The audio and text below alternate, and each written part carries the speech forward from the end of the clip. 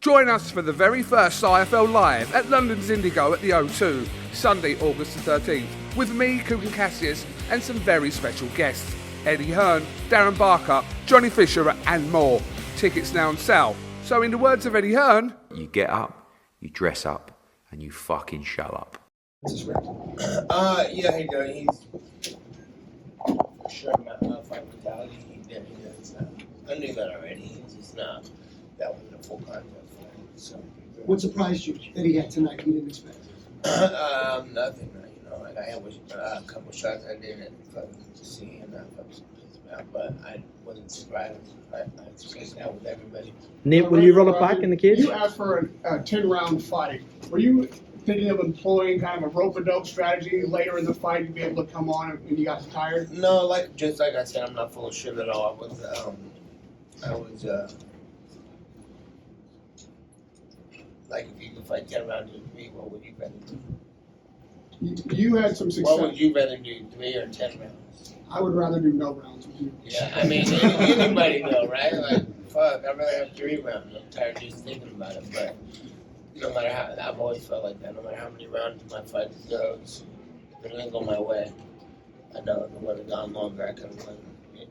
So I'm like, Nip, will you roll it back I in the want cage? 10 rounds. Then if you got 10 rounds, what did I do? Will you run it back in the cage? You had some success in these rounds. Some of these rounds were close. Do you feel like if you hadn't taken pauses, kind of clowned a little bit, that maybe some of these rounds you could have won, the fight would have been closer or even gone your way? Yeah, woulda, coulda, shoulda. Nate, did anything he do in that ring in terms of his power or when he caught you with that shot that dropped, did it surprise you? Yeah, I didn't see that one. I fuck that motherfucker. I hop up and recover a little bit. And yeah, no. I know what I was coming for a fight with a big, strong, motivated, pumped up guy to take over the world, and nothing surprised me this shit. Were you ever worried that he could continue that on and you were going to drop it again, or you were like, nah, I got this, and you felt No, comfortable he after better. that point? I just was like, he better. Did you feel like you hurt him tonight at any point? I think I hit him with some good stuff, but and some good combos and some good shit. But I think I could do better. And I think, like I said, could have, should have. Hey Nate, what did you think of the crowd? They were cheering your name throughout the whole fight. Can you hear them in there? Yeah, I heard it get loud in and out, and yeah, you tell me. I gotta rewatch the fight. Nate, this was a very successful event for a Real Fight. What's next for Real Fight? Yeah, what was the? It was a pretty successful event. I heard the gate was the second highest in American Airlines history. What's next for Real Fight? Real Fight Inc.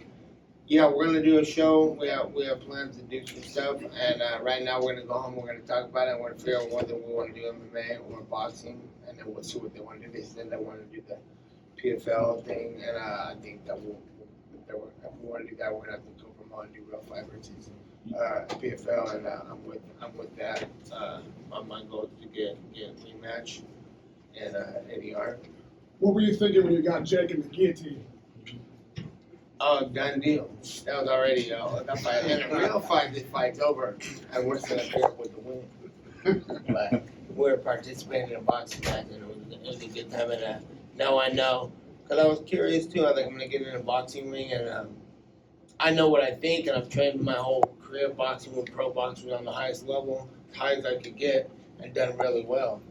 And I've never fought a pro fight, so I think I'll whoop all these motherfuckers' ass.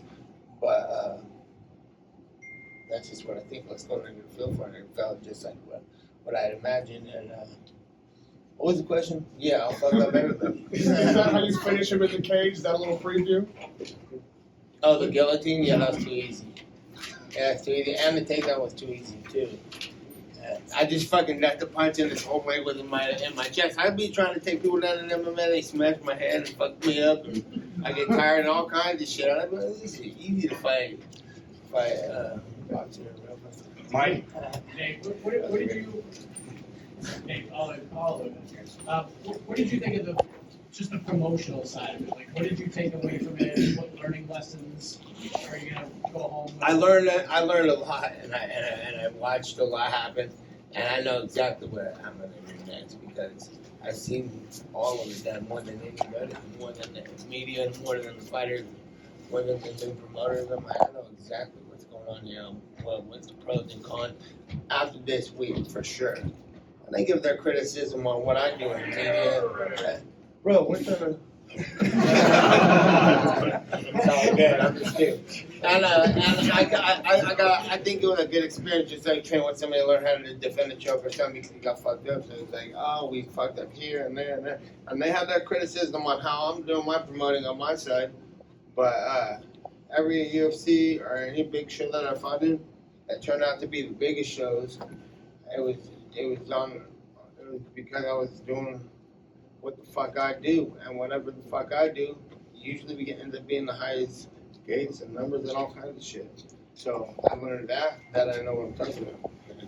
Cocky, right there. Wait, hold on. Wait. Would you ever consider continuing doing boxing? Is there anyone else that you would consider sharing the ring with again? 100%, yeah. That's my, that's what I was saying about the experience too that I just learned from fighting out there. I didn't know if these were fucking little ass size MMA gloves, and I didn't even get cut tonight. I get cut in every MMA fight I fight. I can box for another. I don't want to go give them. You get ran around by some good people, but. Is there like a name, anyone you would? I have nobody now, but I'm sure I'm gonna go home and hear criticism and see people fights and see. I'm gonna see all kinds of shit. So next week, get back to me. I'm sure I have a list full of motherfuckers' asses. Straight ahead the flat. Right over here, Nate. Right? Nate here in the back, Marcos Diaz, Fighter TV. Hey Nate, how did Jake physically feel in there? Easy to take down, easy to choke. Hey, nah, he did a good job, and he's a fucking athletic, strong dude, and he hits hard and fast. But it ain't nothing I ain't seen before. And I've trained with people I trained with Mike Russell in his camp, and he's the big guy. But these guys can throw down. It's good shit. And my follow-up is, did you notice a difference at all, you personally, between the forehand gloves and the bigger gloves? How did the punches? Yeah, that's what I said. I did. It just felt just like sparring gloves. I mean, obviously smaller, but way bigger and different than MMA gloves. I don't like MMA gloves either, though, because I can't land as good as punches and never feel as good as land punches. So I like the it's glove. Chris Belcher, House of Highlights. Jake has been talking about fighting you in the octagon. Would you do that? And if so, how do you think it would go? Yeah, I think I kind of already said that. I think I would fight him. It's easy to take him down and easy to. He was talking about his wrestling credential the other day on the interview, and I'm like, what? How soon would you go about fighting him in the octagon? Is that something you'd want to do soon, or just let it go I'm on? not cut. 2, 3, 4 months. I'm ready to rock. After MMA fights, I'm cut to shit. My legs hurt and I can't walk. And that feels good to be okay. That was fine. Congratulations, for making it all the way and putting on a great performance. You mentioned, your cuts. Talk about the job that Jacob Stitch-Duran did, throughout the corner. You haven't, really been cut up or, putting the swelling down and keeping you in the fight for one more round. Yeah, shout out to Stitch. She was in there keeping me good. And yeah, he stayed in there good.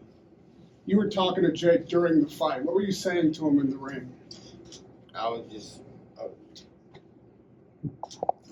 making fun of him, telling him to do more shit. Mike, how did you just feel competing at this weight? It's the highest you get in a fight. Did you feel like slower? I would have rather like to stay smaller. If I went up to this way, I would like to have trained like I do. Honestly, when I'm smaller, I was concerned with getting bigger and shit. I didn't think he was much bigger than me. I thought he was bigger than that. Training for the fight. That's why I said that big ass Mike Russell to train with. I was like, he's gonna be Mike Russell's size. Mike's like, he's huge. But at least he's fast. Like, why am I training with your big ass? Over there. Classes. Nate, how did you feel in the fight? Did you feel like you were winning the rounds? I feel like I should have done. I Richard got mad at me because I wasn't training how I should have been training. I should have been throwing punches, keeping him on the outside, and doing a lot of stuff. Like I said in an interview, I'm not trying to make an excuse, but about a month back, I was trying to stay big. I hurt my arm a little bit, and it was wear and tearing on my right arm. If I was jabbing and doing a lot of stuff, so I would get inside and fight like a Mexican guy, smother their punches and get in there and make everybody smart. So I should have brought. I did that kind of for Kevin. That's how the fight went out. I think I should have kept on the outside, circled, and did better stuff. I know that's what Chuck didn't want me to say, but he wanted me to keep on the outside. I should have, but it's all good. There's no way I'm not gonna show up for a fight because of something like that too. You gotta go regardless. No matter what. So I plan on doing my next one. If it's gonna be boxing, we're gonna work good. At the end of the fight, did you think you did enough to win? Guy, not a big guy.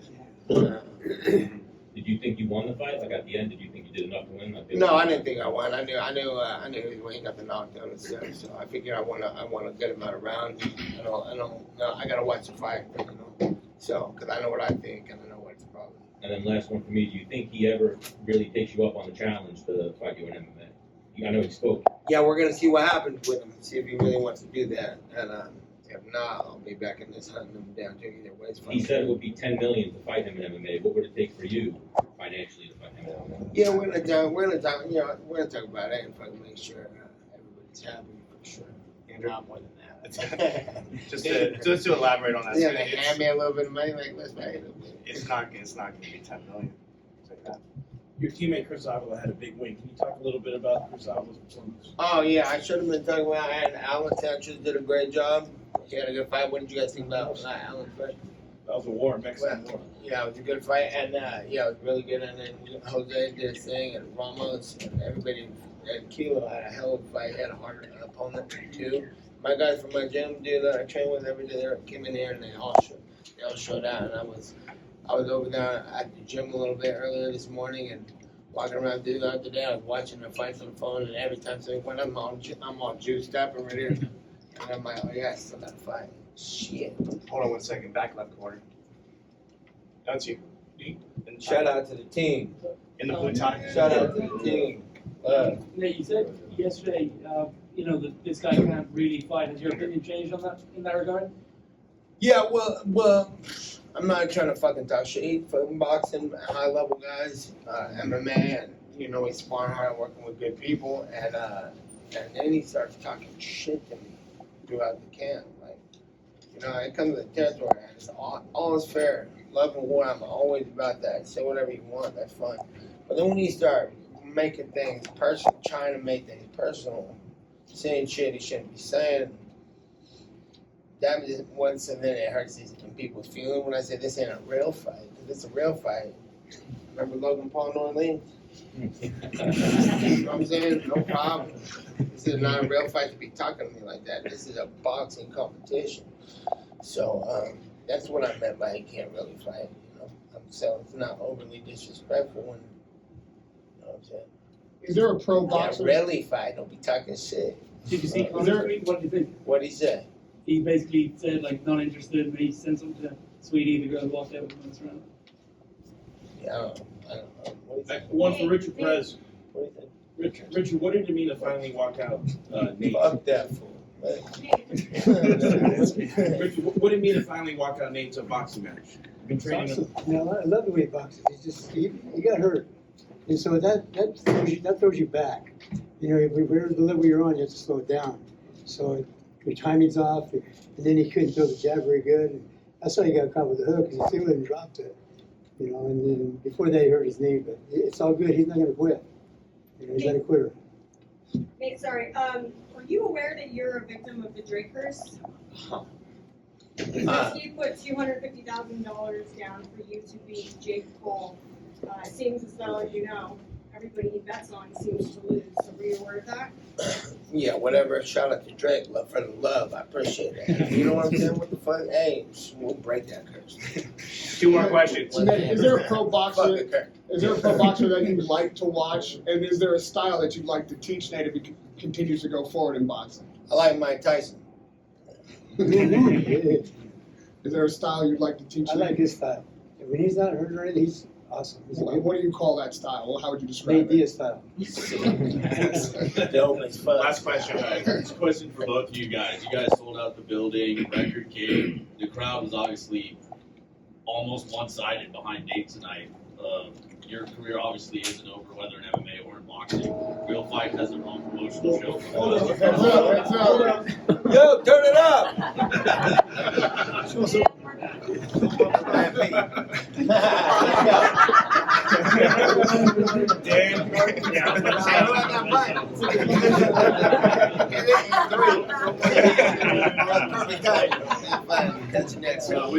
With as big of a performance as it was for both Nate and Real Fight tonight, would Dallas be a market you guys want to return to in the future? Is that for me? For both of you guys. I'll start, absolutely. I mean, we got so much love here all week. I mean, from the beginning, as I said before, we've been to other boxing shows similar to this, MVP shows that were great opponents, but nothing like this. This was an event. This was a boxing show. And it was sold out and it made news. And I asked you, who did it make news become? I mean, great co-promotion, but it's because of what Real Fight's doing. It's because of what Nate's doing is the power of him. That's why the crowd was the way it was, and that's why the build-up is the way it was. That's why the social media was because of the way it was. So, and I'll let Nate answer too, but you know, when he said we're here to take over, I mean, this is what it looks like tonight. So we're here. So just following up on that, you know, there were tickets available for the UFC event. There were none left here. It looks like we were selling, or this event rather, was selling at something like 450% higher or something like that than the UFC. What do you think it says about Nate's draw power that the UFC was not selling out while he was somewhere else and it was? I don't think it's a competition. You know, I think both organizations can do really well. There's a lot of love for the UFC. You know, and tonight was, you know, a great night, long build-up for a fight that people wanted to see. And I think everybody can coexist, including Real Fight on the grand stage. Thank you. All right, we're gonna go. Thank you, everyone. Hey, shout out to the team of the Wow. Romulo, Kilo, A Real Fighting, Chris Villa, Alan Sanchez. Shout out to the team, and I appreciate an Indian Army and being coming rock with me. Love, and shout out to Horace Shields and James Stone. Join us for the very first IFL Live at London's Indigo at the O2, Sunday, August the 13th, with me, Kugan Cassius, and some very special guests. Eddie Hearn, Darren Barker, Johnny Fisher, and more. Tickets now on sale. So in the words of Eddie Hearn, You get up, you dress up, and you fucking show up.